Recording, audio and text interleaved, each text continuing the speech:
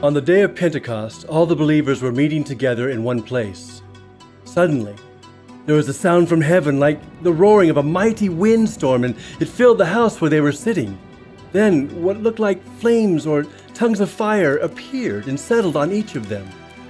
And everyone present was filled with the Holy Spirit and began speaking in other languages as the Holy Spirit gave them this ability. At that time, there were devout Jews from every nation living in Jerusalem, and when they heard the loud noise, everyone came running. They were bewildered to hear their own languages being spoken by the believers. They were completely amazed. "How can this be?" they exclaimed. "These people are all from Galilee, and yet we hear them speaking in our own native languages, and we all hear these people speaking in our own languages about the wonderful things God has done." They stood there, amazed and perplexed. "What can this mean?" they asked each other. But others in the crowd ridiculed them, saying, "They're just drunk, that's all."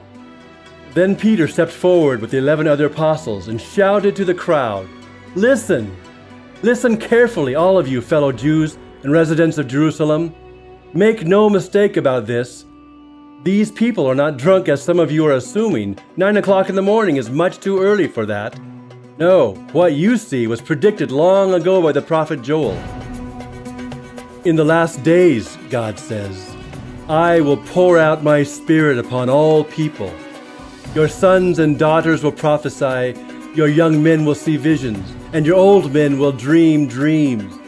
In those days I will pour out my Spirit, even on my servants, men and women alike, and they will prophesy, and I will cause wonders in the heavens above, and signs on the earth below, blood and fire and clouds of smoke. The sun will become dark, and the moon will turn blood red before that great and glorious day of the Lord arrives. But everyone who calls on the name of the Lord will be saved.